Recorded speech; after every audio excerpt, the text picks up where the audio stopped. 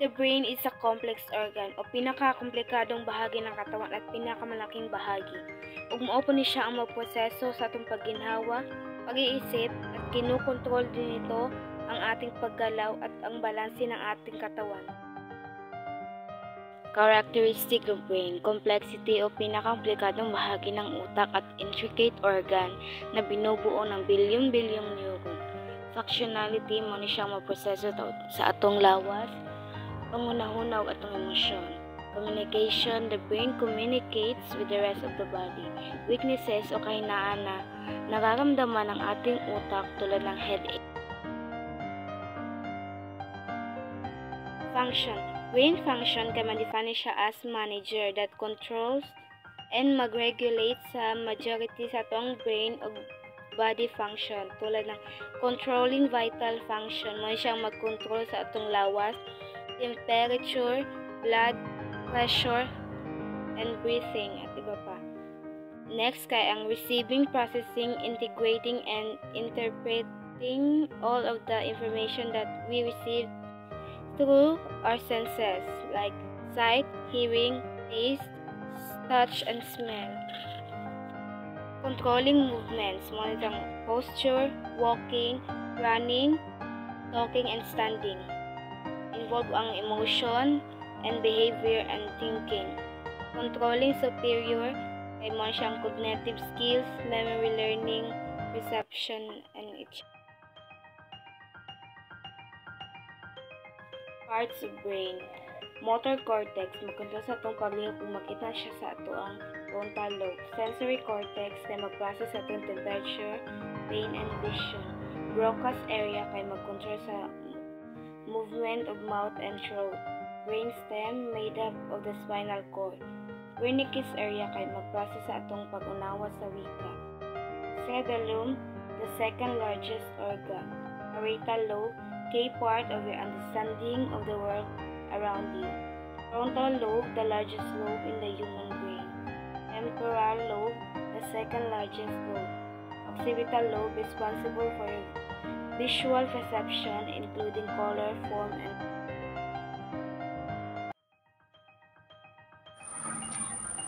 cerebral cortex, outer gray matter layer. So, ang temporal na lobe ay nakaupo sa likod ng mga tenga at ang pangalawang pinakamalaking lobe. Ang mga ito ay kadalasang naugnay sa proseso ng pagpandinig na impormasyon at sa pag-encode ng memorya. So, ang parental lobe na iyong utak ay isang mahalagang bahagi ng iyong pag-unawa sa mundo sa paligid mo. Pinaproseso nito ang iyong pakiramdam ng pagpindot at tinitipon ng input mula sa iyong iba pang mga pandama sa isang form na magagamit mo. Tinulungan ka rin ng iyong parental lobe na maunawaan kung nasaan ka kaugnay ng iba pang bagay na dinadala ng iyong mga pandama sa paligid mo. So, ang occipital lobe ay nakaupo sa likod ng ulo at responsible para sa visual na perception, kabilang ang kulay, anyo at paggalaw. Maaaring kabilang sa pinsala sa occipital lobe ang kahirapan sa paghahanap ng mga bagay sa kapaligiran, kahirapan sa pagtukoy ng mga kulay. So, the last one is frontal lobe. The frontal lobe are the largest lobe in the human brain. Mara siya pinakadako sa tong brain, and they are also the most common region of injury in traumatic brain injury. The frontal lobe are important for voluntary movement, expressive language, and for managing high-level executive function. Of cerebrum and corpus callosum.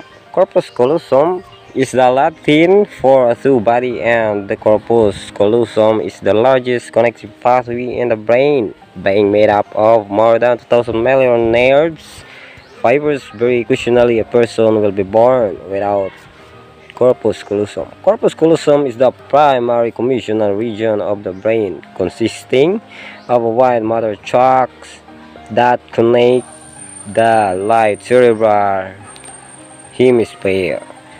And then we have here a cerebellum. Cerebellum is the second largest organ and the encephalon, and it is mainly involved in controlling posture and movement. Ang cerebellum ay tinatawag ito sa English, and then the cerebellum is a Latin word para sa maliit na utak. Ito ay tumutukoy sa isang rehiyon ng utak na gumaganap sa isang mahalagang papel sa integrasyon ng pangunawa ng pandama, koordinasyon at pagkontrol ng ating mga galaw. And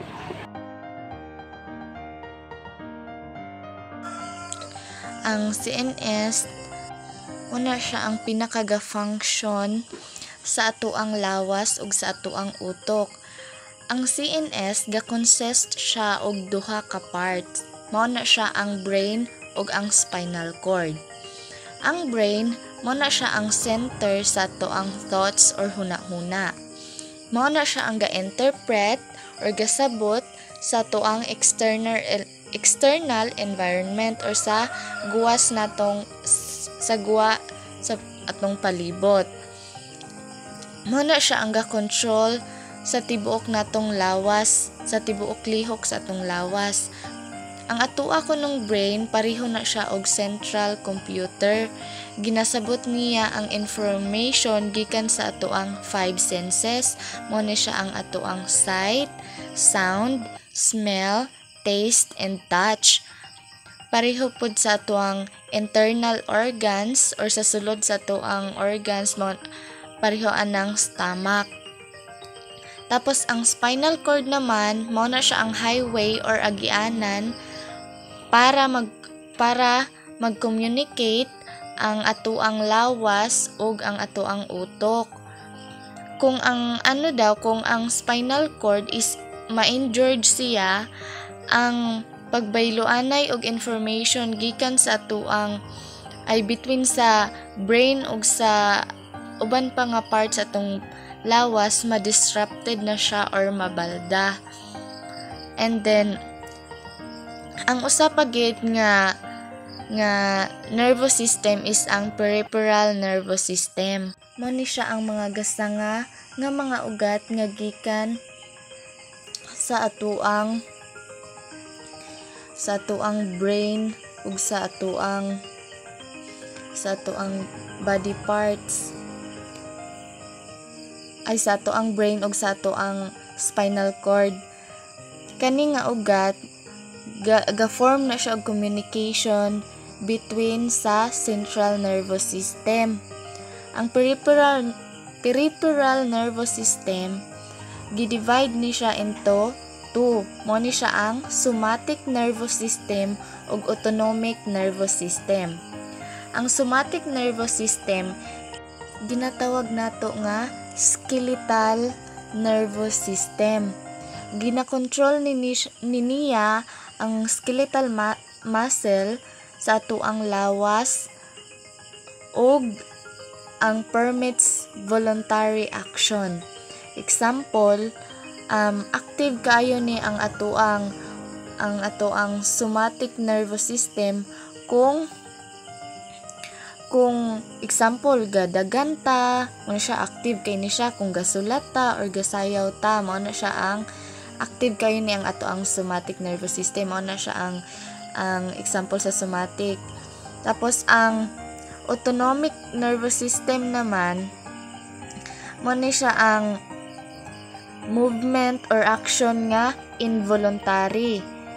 Lahi siya sa somatic voluntary action, pero diri naman sa autonomic is involuntary. Regulates blood vessels, glands, and internal organs like bladder, stomach, pumping of heart. Ang autonomic nervous system ga-work siya og more or less automatically. Automatic ga-work gid siya without a person control. Biskan wala siya gina-control, ga-work gyapon siya automatically. Mao na siya ang autonomic nervous system. The primary cell of the nervous system is the neuron. It allows the nervous system to communicate with the rest of the body. So, nerve cell or neuron is the one part of our brain nga kanang murag nag-communicate bitaw, nag-communicate sa ato ang body. So, pwede po na siya maka-receive og mga signals. So, there are three structures of the neurons. First, we have the cell body, also known as the soma, and the houses the cell neurons. So, mura ni siya kanang mga puy-anan bitaw sa nucleus or kanang cell body or soma. So, kanang murag balay bitaw nila nga ilang gipuy-an or puy-anan. Next, we have the dendrites, tree-like branches that extend off the soma. So, nana siya kanang tulo ka branches, tree-like branches. So, kani ang dendrites, mura ni siya kanang mga ugat-ugat bitaw nga gagmay nga maka-receive na po ni siya og messages. Pero, dira jud siya mag-agi sa cell body and detect both chemical and electrical stimuli. So, makadetect po dahil ni siya both sa ato ang chemical o electrical nga stimuli. Next, last but not the least, the axon, the longest extension from the soma. So, siya ni ang pinakadako sa party sa neuron. So, mura ni siya kanang entrance bitaw or agianan patubang sa cell body or dendrites. Iyang gidakon is up to 1 meter in length. So, siya juday ang pinaka-longest nga extension. Siya ang pinaka-longest nga extension sa atuang brain. It serves as the primary communication pipeline from one end of the neuron to the other. So the axon, nag-connect po ni siya sa atuang cell body. The peripheral nervous system consists of the nerves that branch out from the brain and the spinal cord. These nerves from the communication network, the CNS, and the body parts. The peripheral nervous system is further subdivided into the somatic nervous system and the autonomic nervous system. Ang peripheral nervous system ay parte sa atong nervous system nga nasa gawa sa atong utok o sa spinal cord. Maoy maghatag impormasyon sa atong nakalaing parte sa atong lawas pabalik sa atong utok, pati ang paghimo og ang mga sugo gikan sa atong utok o sa laing parte sa atong lawas. Nagkinahanglan ang atong utok sa atong peripheral nervous system para makontrol ang mga function. Example,